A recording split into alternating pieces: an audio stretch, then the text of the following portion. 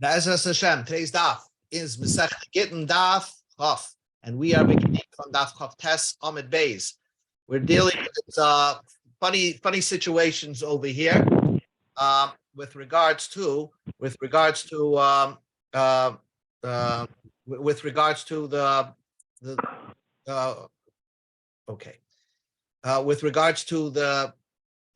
husband giving a get.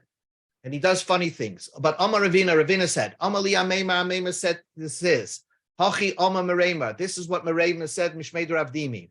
We're exactly about like 7 lines from the bottom of Yud Testament Beis. Hani Bei Trey, if there are 2 people, the Yav Gitte Kameh, there are 2 Eidim, and they're witnessing the get that's being given to the lady in front of them. Okay, this is a halacha, and this is what we were talking about. I was talking with Yankel about. You have to tzorach lemikreyu. You have to reread the get. Right before you give it to the lady, you have to reread the get. So it's very clear she knows what's written on the paper. That's if you ever seen a practical get, they will have it even though you know what it's going and everything like that, you have to reread it prior to she getting it. And if she got married without them rereading it, it could be that that the whole get is puzzle and she would have to get divorced from the second person. So it's not simple. That's the halacha. Meisvei. So the Gemara asks a question. We learned that a brayso hareze gitach. A man says to his wife, "This is your get." Unatalati uzrakta liyam or leur or lechol davar avid. We learned this yesterday. If he grabs it from her after giving it to her and throws it into the ocean or to the fire or anything that destroys it, and because of Aman, he said, "Oh, it wasn't the get that I gave it to you. She didn't get a chance to read it." So he says it was star pasamu, was star amonahu, was some other type of star, but it wasn't your get. So the brayso says mugareshes. We trust. We say that she's divorced. V'loi kol heimenu la'osra, and she's not. He doesn't have the power anymore to say that she's an ashes ish. Once he first initially gave it to her and said, "This is your get," and now he grabbed it from her and ripped it up and says, "Oh, it was something else," that we don't trust him. So the amrit. But if you say if you say that you have to reread the get prior to giving it to her, after they reread the get, I mean in front of him, right before they gave it to her, and now she receives it, how could she say, "Oh, it's not a get"? They read it right before they gave it to her. Answers the Gemara, the case over here is the boss of the cry. They actually read it right before they gave it, right before the husband gave it to her. But he put his hand in his coat pocket, and then pulled it out again. So Mahu the Sema, I would have thought chalufe chalfe, that actually he made a switcheroo. In other words, with a sleight of hand, he pulled out another document that looks like the get and gave that to her. And he can say that I never really gave you the get. Mashmalam, that nobody's is that good as a magician, and therefore we assume that he gave her the original get, and we don't believe him if he says, "Oh, it wasn't the original get." Says the Gemara, a new story. Ahu Gavra, there was this man, he threw a get to his wife. The Beidani into her basement where there's a lot of wine barrels. He threw the get. He didn't give it to her in her hand. He threw it into her wine storage. Ishtakach mezuzah. She went searching amongst the wine barrels, and she didn't find the get, but she found a mezuzah. Amar Rav Nachman says, mezuzah bein dani leishchicha. No one puts a mezuzah between barrels. It must be that the husband never threw a get, and he only threw a mezuzah, and therefore she's not mugareshes. Now, Bahani Meili, that was said, the Ishtaka Chada, that she found only one mezuzah there. Avo Beis Gimel, but if she found 2 or 3 mezuzahs there,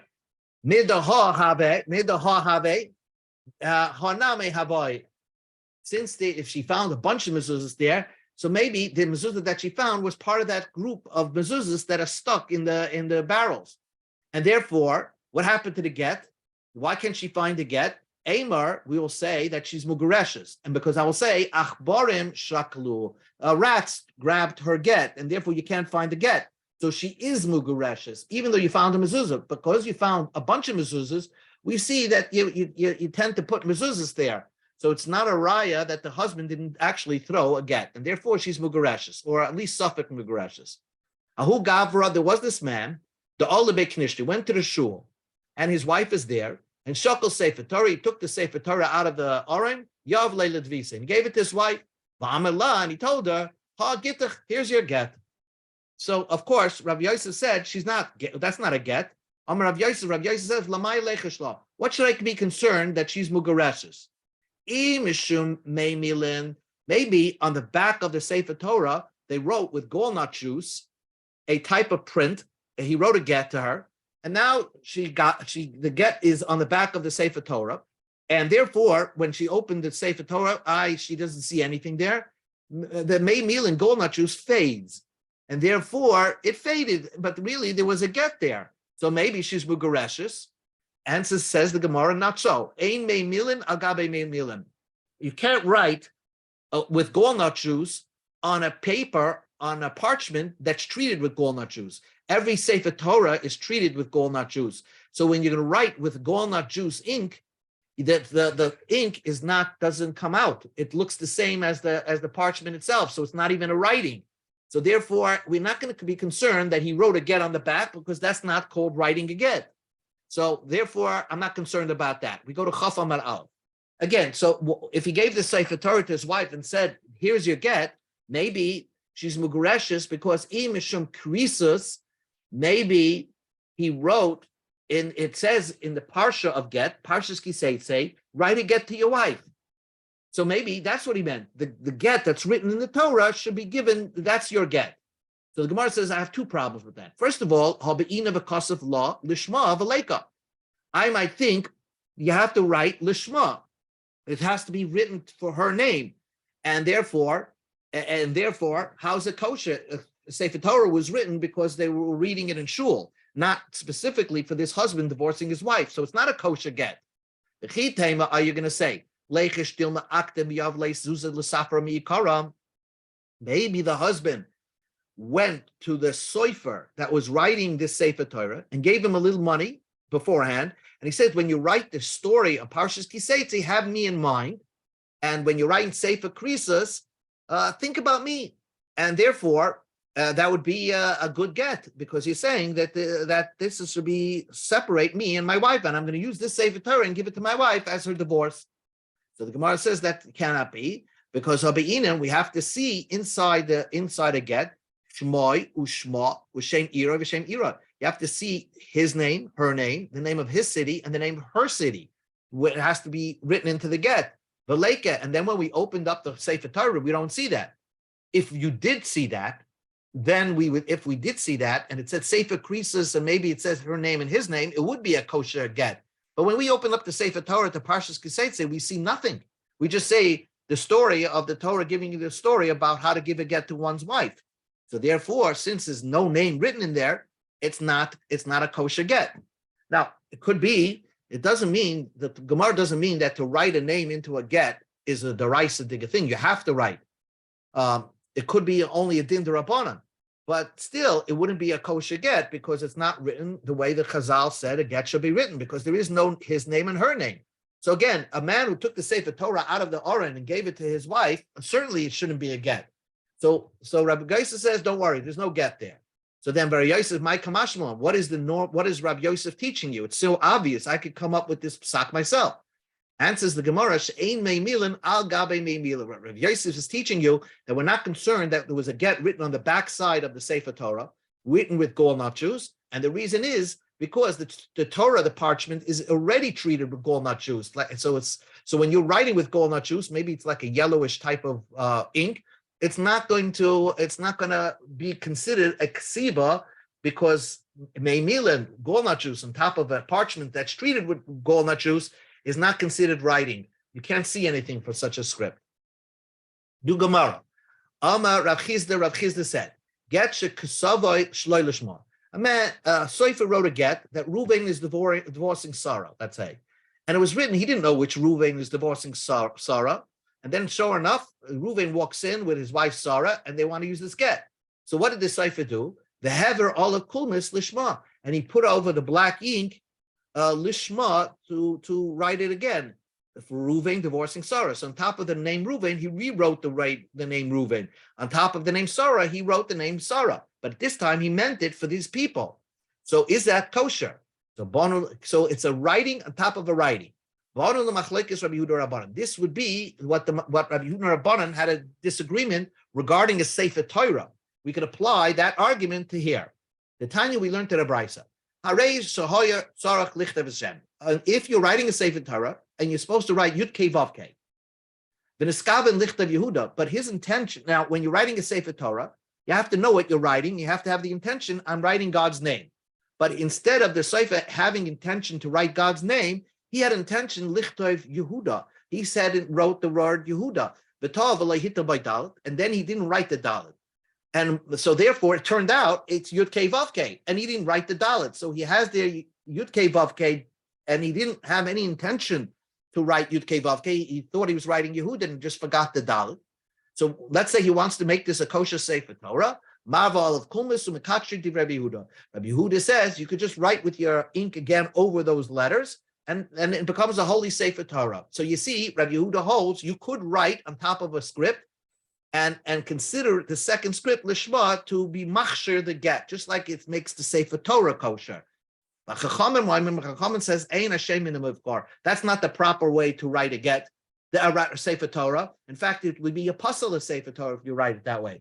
So according to Chachamim, same thing by get. If the names are written and you're just writing over the names, the same names, it would not be a kosher get. So we see Rabbanim would say it's not kosher. Rabbi Yaakov said, I will say not so. Your application to compare the machlokes by Sefer Torah to get is not so correct. Over there, the Rabbanan say that when you write the Shem Hashem, Zekeli, you have to do it properly the first time. Because there's a pasuk, do it beautiful the first time, Lishma. That's by a Sefer Torah. Avol hacha by get, maybe they say you don't have to write it perfectly the first time. The Chacham would agree by get, since it doesn't say Zekeli Vanveyu referring to a get. Zekeli means when you're writing God's name in the Torah, Vanveyu do it right the first time. Avol hacha by a get, could be the Rabbanim would not be so strict and say by get, it could also be good if you rewrite the names again, Lishma. Now the Gemara says a new thing. Amar Rav Chizda. Rav Chizda says a shocking statement. What's his shocking statement? He said, I can say to every get that it's possible. If you give me any get, I'll show you it's possible. Amalei Rava. Rava said, my tama.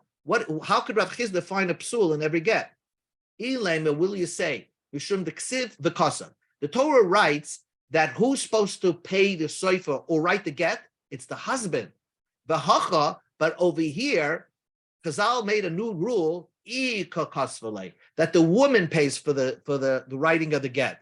Why did Chazal make so that the woman has to come up with the money to pay the soifer?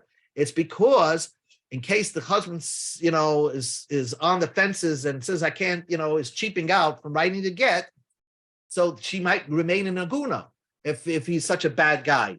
So the halacha became that the woman has to pay for the sofer. But the problem with the woman paying for the sofer is v'kasav. It says that he's supposed to pay for the sofer. He's supposed to write the get. So how did Chazal make it takana? And now it apostles the get. So the Gemara says, "V'tilma aknuye akne le rabbanim."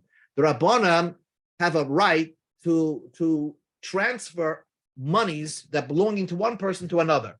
Really, she pays for the get, but the rabbanim made hefker bezdin hefker. They took her money and automatically assigned it to him, even though the money is coming for her. The power of money belonged to rabbanim, and they took away her ownership of that money and gave it to him. So it's as if he paid for the get.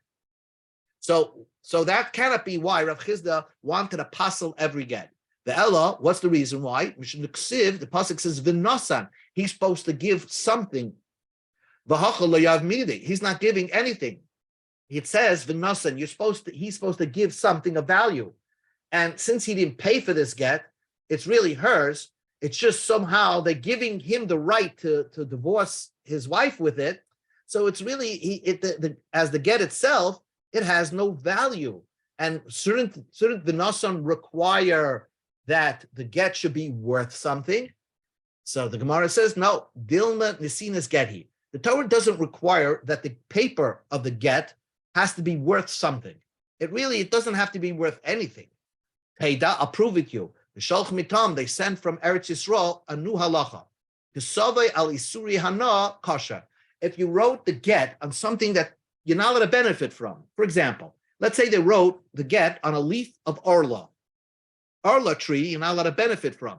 And so they wrote the get on it. So really, it's technically not worth anything. It's not worth a shava pruta. It's still kosher because you're giving her something, albeit it's not something that has a monetary value. It still can be considered a kosher get. Gufo, we learned, Shalchamitam, they sent a halacha from Eretz Yisrael, Kesavei al Isuri Hana. If you wrote a get on is something that's asur bahana. Let's say you have a pot that you cook milk and meat in it. So the pot becomes asur bahana.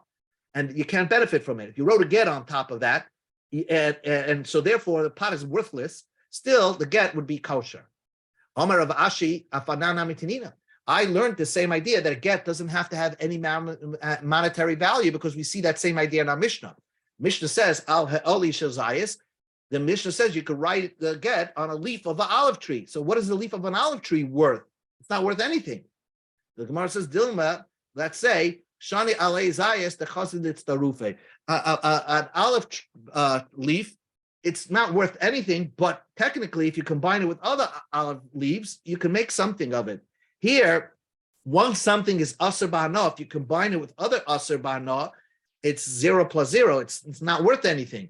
So therefore, that's not what the Mishnah is teaching you. That we need Eretz Yisrael to teach you the halacha that even if it's written on Isuri Hana, it still would be a kosher get.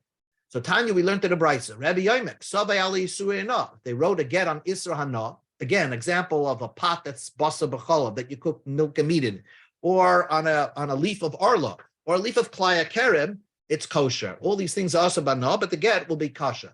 Nafak Levi Drosha Mishmei Rabbi v'loy kilsu. Rabbi said this halacha in the name of Rabbi, because Rabbi said the halacha, this is what Rabbi said. And people didn't they didn't praise him for that. Maybe they didn't want to paskin this way.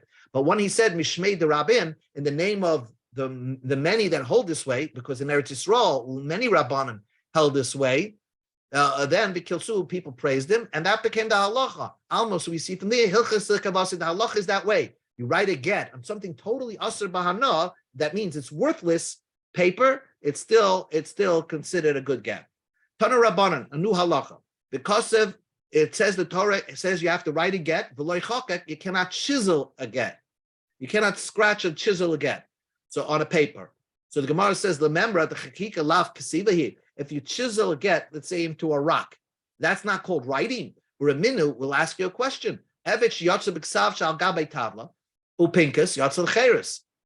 If an eved that went out free because his get shichro, his freedom document, was written on a tablet or on a pinkus, which is like a notepad, which has hard wax on it, and you scratch out the get shichra on that pinkus, on that wax. Yatzul Cheres, he goes free. So we see it works. Not, let's say, like an embroidered, if you embroider a get shikra on a cap or on another type of clothing, that's no good because that's not writing. That's that's like a string, but it's not connected to the cloth itself. Here you have a nice tablet and you're just scratching something into it. That's a good ksav. So how could you say by get it doesn't work? We see it does work by get shikra. Like kasha, there's no difficulty. If you put pressure, the chak means you put pressure, on the surrounding areas, means you didn't scratch it, but rather you put the surrounding areas around the letters, and the letters started to protrude, so you didn't write it, the letters protrude because you put pressure on the surrounding areas, that's no good. The chak yerechos. But if you put pressure on you made it through pushing on the letters itself, right? Then it's on the parts of the letters itself, then it's kosher. The toiches loy, but if you say that if you put pressure on the surrounding areas and form the letters that way by popping out, Is that not considered writing? Raminu will ask you a contradiction. You remember the like sort of like the forehead. On the forehead, there was something called a tzitz. On the forehead was something called a tzitz, which would the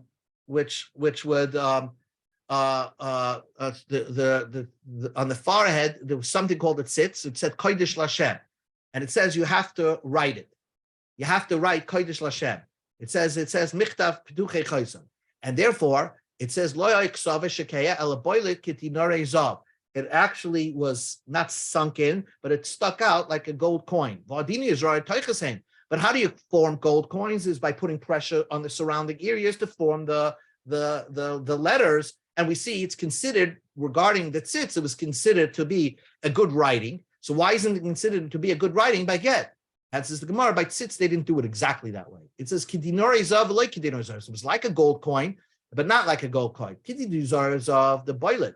Like kidinori zav. The hasam teiches hachi reiches. It was like a gold coin. The gold coins, actually, you put pressure on the surrounding areas and the letter pops out. Here, it was also a popped out letter, but here they pushed it in from the back. They went to the back of the tzitz and they pushed the letters outwards, and that's how they wrote it. So that's considered more of a writing. Amalei Ravina said to Ravashi, Rishuma michratz charetz eknufi michna. So I point your eyes to the screen. The Gemara's question is, if you have a stamp that looks like this, where you have a letter that's engraved and it's sunk in, but when you stamp it out, it causes the letter to protrude out. Is that considered writing? Let's say you have Yehuda's name on there, and you stamp Yehuda's name Lishma. Is that considered writing his name when the letter protrudes out? Is this considered putting pressure around the surrounding areas, and that forms the letter R in this case? Or would you say no? It vacuums up the letter R, so it's as if it's writing the actual letter. That's what the Gemara says. Rishuma, stamp, mikrat charetz or knufi michnav. Amalei michrat charetz. That's considered not like writing. It's like putting pressure on the outside of the letter, and that's not considered a ksiva. Esvei, that we learned in a brisa loya kaisav shikeil boilet kedirezov. Again, by the tzitz, it would protrude like a gold coin, and by its tzitz, it had to write. The Torah says, "Write Kodesh Lashem," and we see you can do it make it protrude like a gold coin. If you consider protrusion is not considered a form of writing, we go to Amud Beis. Then you're not considered. Then you didn't write Kodesh Lashem on the gold forehead, on the gold sits. And says the Gemara, Kidinori Zav, v'lo Kidinori Zav. What the Gemara means, it should be like a gold coin, but not like a gold coin. Kidinori Zav, the boilet, that it's sixed out. V'lo Kidinori Zav, it's not exactly like a gold coin. Again, same answer, that the Kodesh Lashem that protruded on the tzitz protruded like a gold coin, but it's not like they put pressure on the outside of the letters, and that's how you got the Kodesh Lashem. They actually went behind the tzitz and punched out the letters that way, and that's why it's called a good ksiva. Another 2 minutes, and then we'll stop. Boya minei Rav Merav Nachman. Rav Achzer Nachman. Kosav law get al tashel zov v'amalah. A man wrote to a get to his wife on a gold plate. Wow, he's such a nice guy. He's writing on a gold plate a get for his wife. And he said, "Hiskabel gita v'hiskabel ksubasa." This should be your get, and this should be your ksuba at the same time. Melt it down, and that's your ksuba at the same time. Mao, what's the din? Since it's you're giving it because it's not. It's almost like the get is. If you're giving it b'karis ksuba, then the letters of the get are not floating, are not on anything. The whole gold is for the ksuba and not for the get. So is that kosher enough? That's the question of the Gemara. Or you split it. It's a get and also a ksuba. Amalei. So Rav Nachman answered, in that case, the skabla gita, if she gets it, or the skabla ksubasa. In one shot, she got her get and ksuba at the same time. So if a guy writes a get on a gold plate and gives it to her, guess what? He killed two birds with one stone: the get and the ksuba. Esvei, the Gemara asks a question: is skabla gita v'shar l'ksubasei? The Brisa says that if you give a get, here's your get, and the rest of the document, which there's no words on it, that should be for your ksuba. Then the skablik ksuba, vashalik ksuba. So then the Gemara says, the Brisa says it works for get and ksuba, only because the blank part of the get is the payment for her ksuba. So the Gemara wants to make it diak. Time at the ikashar. It's only because that this get had extra blank part of it. Therefore, you're giving her not what's where the get's written as the ksuba, but you're giving the blank part as for her get, as for her ksuba. That's why it works. Whole lekashar. But if he wrote the whole get on a gold plate and with no space, maybe it wouldn't work. Answers the Gemara, no. Hu adin afagav de lekashar. Really, it could work even if there's no leftover. And therefore, as long as it's worth something for the ksuba, it could be work for the get and the ksuba. This is what the Brisa is teaching you.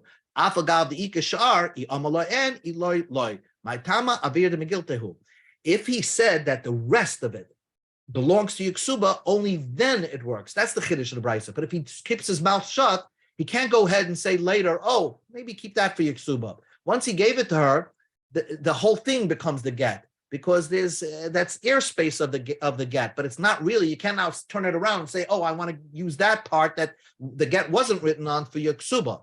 Only if he says it while he's giving it to her, then it works, and that's the chiddush of the brisa. Tanar Rabbanan again. He says, "I'm giving you a get, but the paper belongs to me." So now, where's the letters of the get? They're floating in the air because the paper belongs to the husband. She's not mugareshes. He says, here's your get, but return me the get. So then it's a good get. Because here he's making the condition. Keep it for a minute, and now return me the paper. So then it would be a good get. Boya Rapapa, so Rapapa asked the question. Bein shita l'shita, bein teva l'teva. Let's say he says, I'm giving you the get, but I want to keep the space between every line, or the space between every word. Mal, what would that be? So it's now you're looking at it. If he keeps the space between every word, then the document is really not written on one document because the space belongs to him, and therefore it's a bunch of svarim. And the Torah writes safer. You have to write it on one piece of paper and not others. So he's not sure about that. Teku. So the Gemara says v'tepik. What do you mean? It shouldn't be good. The Sefer Echad Amar Rachmanav V'Lo Shnayim Mishleish Svarim. It's obvious it's not good because if you separate each letter into its own piece, then the Torah says the get has to be written on one piece of paper and not different pieces of paper. Answers the Gemara like Tzrichi Demura. He wrote it in a script and connected all the letters together. He connected all the letters together and then connected the lines together. So therefore, it's one connection. But he's the husband's tiny, any place on this get where the get is not being written, there's no ink on it, belongs to me. So there, Rav Papa didn't know if that's a good get or not. One more thing, and then we'll stop. Boy, Rabbi Bachama said, Hoya mukzakim be'eved shu shaloi. There's an eved that really belongs to the husband. Now we know, the Mishnah said that you could write a get on the hand of the eved and give it to her. But you have to make sure that she owns the get, eved. Right? Because so this eved really belonged to the husband, the slave. The get, and now it's hanging around the woman, right? Nobody saw that the husband giving this get over to the woman. The get kosav al yada, there's a get written on the hand of the slave. Now we see this slave is working by the lady. So Mao, do we say, what's the din? Do we say that he actually gave her the slave? So it's a kosher get. He wrote the get and gave her the slave with the get written on its hand.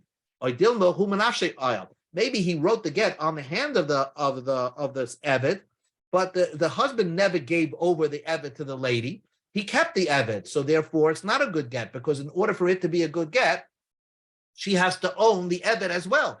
And maybe the reason why the slave is in her house because he went on his own. And says the Gemara, Rava asked,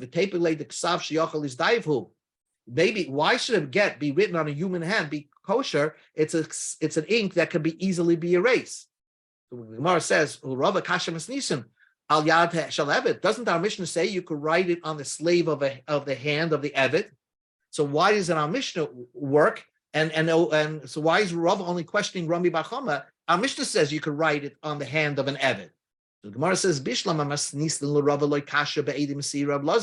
our mission is not difficult because although it's written on the hand of the Eved, and you could erase it and write it, but our mission is talking about there were witnesses that saw that this get was written on the hand of the Eved, and they saw that the Eved was given over to the lady. And our mission goes according to Rabbi Lazar, who says the giving over of the get, that makes the get. And if there were witnesses there, so even though it's not written well and you could easily erase it, it's still a kosher get.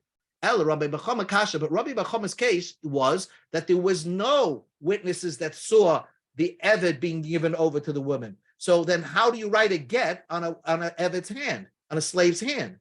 It was written in a tattoo. He wrote a tattoo on the slave's hands. And Amishi